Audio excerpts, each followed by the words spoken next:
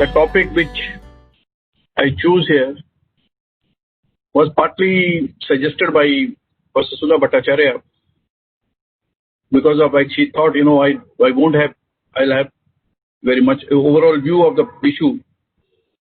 So I chose to talk on the unmet needs, challenges and opportunities for rare genetic diseases in India.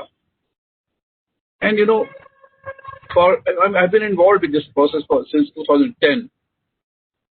First, actually, as a science manager, being at ICMR, that time I saw the pain of the people suffering from diseases like LSDs and others, for which even there was some cure also available. But the issue of access, then the issue of the policy. But for the last 5 years, this is my involvement has been basically of my close friends, Professor Alok Bhattacharya and Professor Sudha Bhattacharya. They have kept me in the loop. So in fact, out of the 6 talks I delivered in the last 5 years, 4 I've been invited in 4 by them.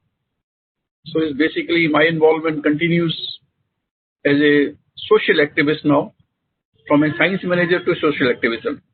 So I think that's the transformation. So I try to look at from the perspective of people and where the science has reached there. So, but Sudha Bhattacharya, she gave an idea of what the Indian estimates, some of the issues pertaining to them. We really know the problem is we don't know much about the situation in India. It's very fragmented information, except for STs. The situation what is totally unclear. See, what I was actually coming to, the main point was that we don't know what the magnitude of the problems. We don't know what about even the rare diseases which are present in India. Some of may not be detected at all. And if you look at the literature, there are more than 3,000 publications from India, but very few deal with the prevalence. These are mostly case reports. The 95% of them are just presentations, and some 5% on some mechanistic issues, and also the diagnosis, and so on. So I think, when you take a policy decision or you push the policy people to do something, this comes as a big handicap. And I think this is something I've been flagging for the last couple of years. But the situation is improving now, but I think we have to still see the results actually. Coming to the next slide, please. I was going to talk about the challenges and the gaps in the knowledge, because today there will be talk on the magnitude of problem. I thought is from the Bangalore itself. Dr. Meenakshi Bhatt was listed as a speaker there. They'll talk about what they see there. But then they'll leave something on the interventions. But the point arises, is the attention enough at the moment? In a competing priorities, attention still is not adequate. There's a debate has gained momentum. There's no question on that part. Last 3, 4, 5 years have been very stimulating. So, when you think together, they represent a huge chunk actually. So the morbidity for the populations as a whole together is immense actually. They're debilitating.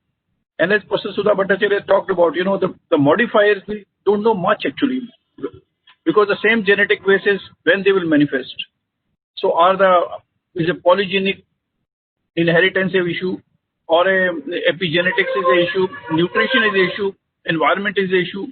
All these factors are understood to some extent in some places, but not much actually. Whether you talk about the muscular dystrophies, you talk about other disorders, when they manifest, why they manifest, and how they become severe, it is very difficult to predict. So that means that if you know the knowledge about modifiers, you can make a difference. Then more than 70% of just survive for long years. There's a good for the people. You don't want to lose your near and dear ones, but then it is a personal and societal tragedy and burden also. Emotionally, it is there. So what the major unmet need that you look at, it is the lack of or the development and access to appropriate diagnostics and therapeutics. I flag that as still a major unmet need. Now the things are changing actually. So I said about the lack of data, but efforts are now being made to create databases.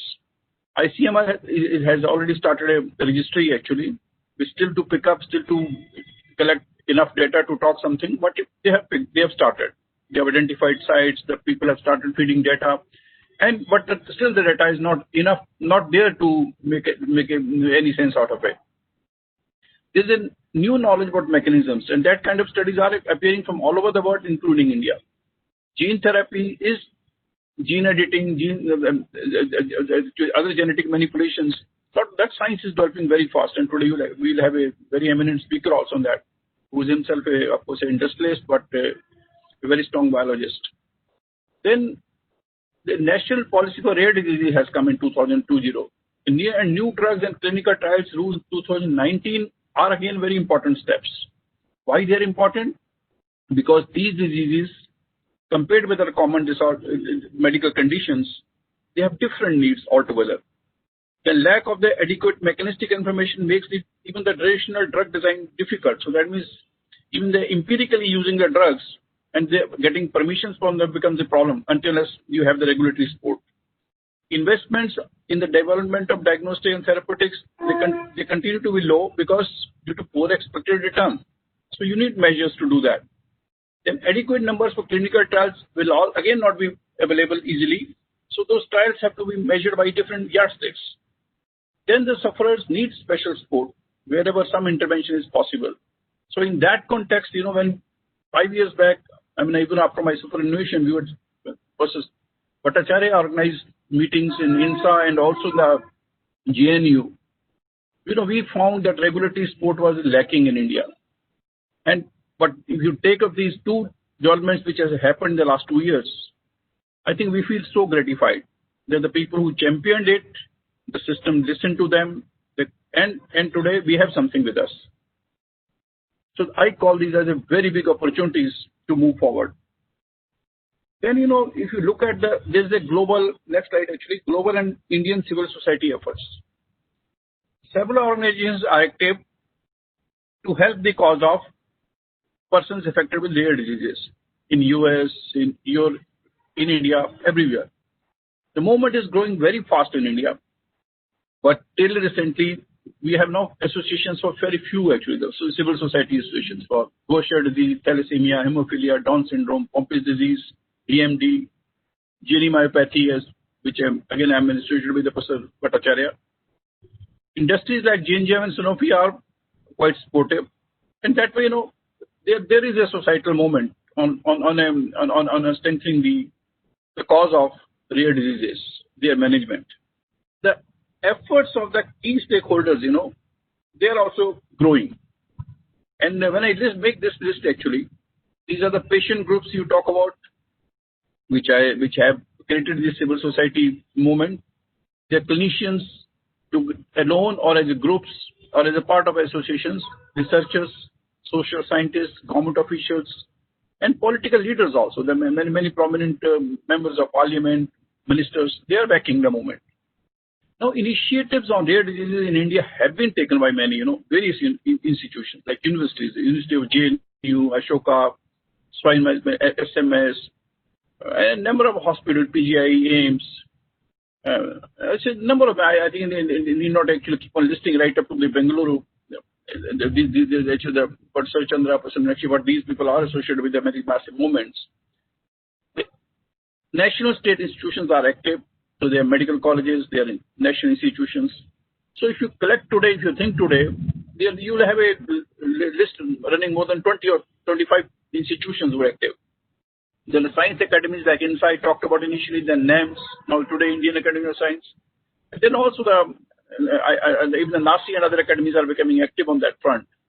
So they are organizing, doing what they can do, actually bringing the top thinking people together and linking them to the people who matter to do something.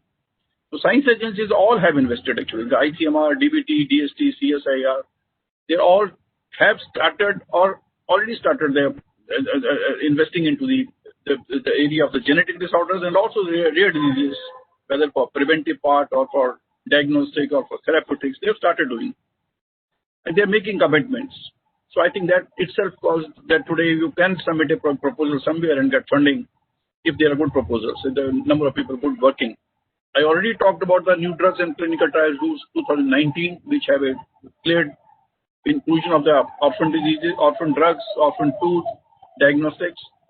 So I think that covers everything, but not. I am not very say that it is enough, but it at the moment doesn't. It has provided a regulatory platform, and then National Policy for Rare Disease 2020. It again provides, I think the government support to the people who suffer for their therapy, whether it's a one-time intervention or it's a continued intervention. So the mechanisms have been created. Of course, the funds, you need more and more funds are required, but they may not be enough. Same way, the Ministry of Social Justice and Empowerment has got into action to look at modify the disability provisions, the definitions of disabilities. The state governments are supporting the PIDs, LSDs, the patients catalog, the registries have been created by them, so they're giving the free the supplements, the therapeutics which are required for them. The court interventions have again made a very big difference. Foundations created for the purpose by the individuals in groups, as we talked to, even the ORD, the group on the DMD, the group on the genie myopathy, which Professor Bhattacharya, the families involved. I think that's because this Professor Alok Bhattacharya, Professor Sudha Bhattacharya have played a very active role in this creating this foundation. So that way there are a number of examples, from Bangalore, from Hyderabad, from others. I have a list of more than 10 who are trying to do something, and they have made a headway also. So I think that way the movement has picked up right from the government institutions, academies, science agencies who have the money, and the ministries also. So I think what Professor Sudha Bhattacharya talked in our introductory remarks. Today there's a lot of togetherness. It is the people are not. I mean, they're somewhere in the background. It's not nothing like that. Now the most critical part is these orphan drugs, vaccines, diagnostics need designation to get this support. Even though I talked about the regulatory support, but that regulatory support will only come if you designate them as orphan. And for orphan, this criteria of severity and the unmet need. This is where the science agencies, the people who bring the scientific groups, have a role to play. They're the which should be listed where.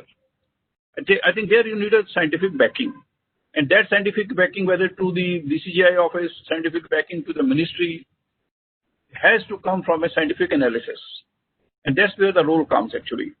The decision will be on the prevalence criteria. That is real, they need the data. So that is the efforts on the creating the registries and maybe the ICMR registry, but many registries which you can back, which will give the data. Then on the economic criteria also.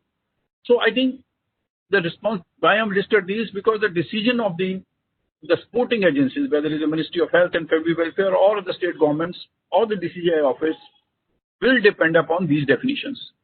So we as a scientist, we have a responsibility to create data and also to support the analysis so that everything fits in where we want the support actually. So I think this is a slide which looks very generic, but this has the ingredients to take a decision by the administrators. Now the next slide talks about the lack of universal definition for rare diseases.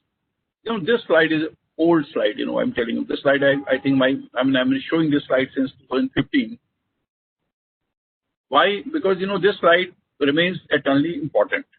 Even 2015, there were the more than 296 definitions from 1109 organizations. Maybe this number would have increased actually. I really stopped counting after that. I thought it was irrelevant because this much I think the variation in the definitions create a lot of trouble actually. So I think this debate in India has been centered to close to what WHO says, close to the most countries which they take this threshold of 4 and 5 per 10,000.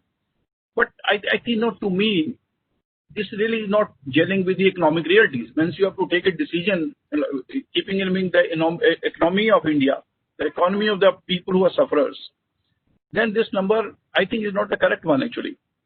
When you have created a matrix, you have to redefine that. I think that's the point why I'm showing this slide again, because these definitions are not numbers. They're the human beings. Human beings who have a problem, who will continue to suffer for n number of years. They need their economy of their family, their I think makes a big difference. So I think that we really keep on focusing on coming out with an accept definition which is a socially relevant. It is not the numbers alone, which is the point I would like to reiterate again today. Maybe there may be few more listeners who would not have listened to me earlier. Now, what measures you can take for facilitating the development? This again, slide more like administrator. But anyway, I think that it reflects measures, which I think to me can make a difference. Legislation is the most important. I'll talk about that. Then the research grants. That's again, sport has, as I told you, the sport has already started coming in. Now, tax credits for the research cost of orphan drugs. I think this is the time thing where something where the action is still required. We have to push the government, and then those, I think, benefits should come to the companies. The benefits should come to the developers who are pushing the money into that, because ultimately, I think they need support. Actually, it's a due. It's available. Issue of the market exclusivity again is important. Fee waivers, free scientific advice, and the protocol assistance, fast track priority review for marketing authorization. I think, and the pre-licensing access initiative, which let's just say presented on both slides, and including off-label and compassionate user programs. These all programs are really still on the paper only. We have been listing them, but nothing much has happened. But they all make a difference. I tell you, if we do the analysis, how they make a difference to a particular individual or particular family or a particular society. Legislative approaches. The next slide talks about the legislative approach. We all of us talk about this Orphan Drug Act of the US. This is a very big difference, and maybe this has been misused by the many companies in the US even today, because they get everything listed as an orphan drug even today. But anyway, this benefits the society that they have the opportunity to get it out. China and India still don't have a dedicated legislation, but we have the new drugs and clinical trials rules 2019, and to my view, they serve a purpose to a large extent.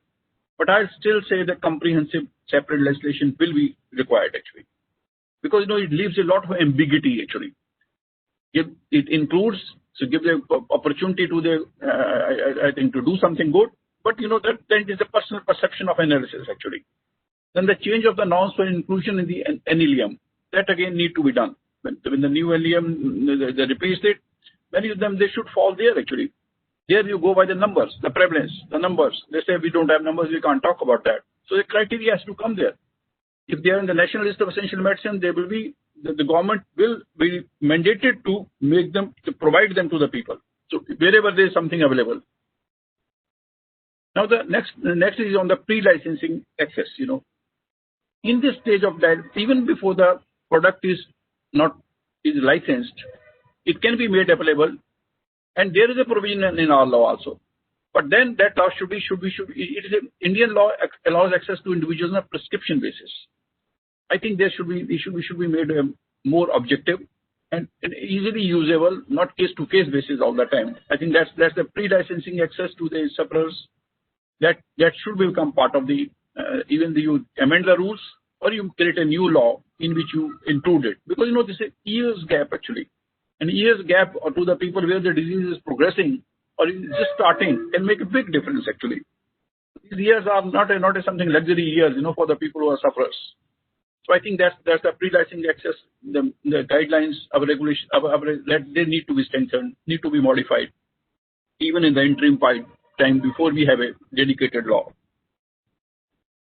The next slide talk about the other measures to control or the sheer costs. See, there are different models. This is a slide which I took on the access of the drugs to where they are very expensive. Maybe for the anti-cancer drugs, they are the drugs for the rare diseases. They are drugs where they are just come by a very expensive. Companies spend a huge. Everybody talks about that, and we know that actually. So for a rare disease, even the investment will be same, but the return will be again comparatively very, very much little actually. So either there should be pricing mechanisms and models which are suited to that country, that you assess the government can have the mechanism to assess it. Government should do it available through the government system, insure system. So they purchase from the company, they reimburse the cost.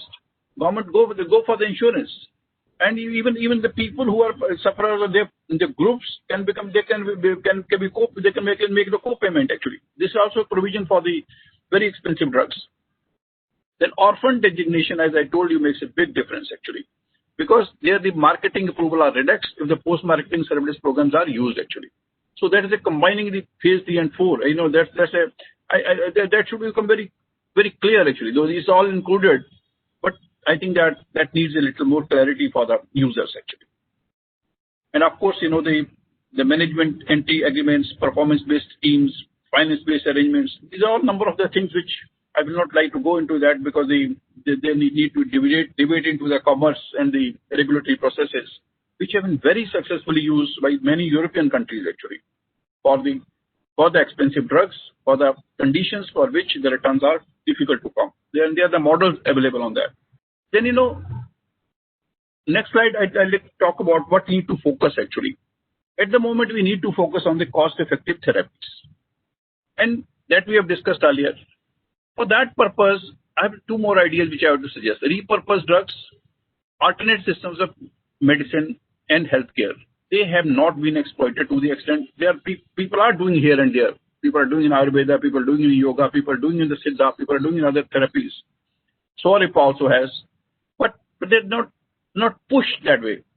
Maybe historically those people, if they have instances, that information should be used for science actually. Let's study it, let's investigate, and then if it's working, why not? So you need the research intervention with the two. Currently for the condition there is no cure. That means you need to push more on the science.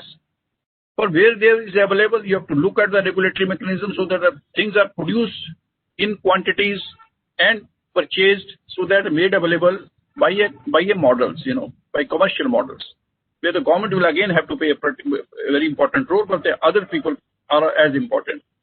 And of course, the gene therapy guidelines, the rules should come as fast as possible if you want to use the advances to our benefit in the rare disorders also, like other genetic disorders.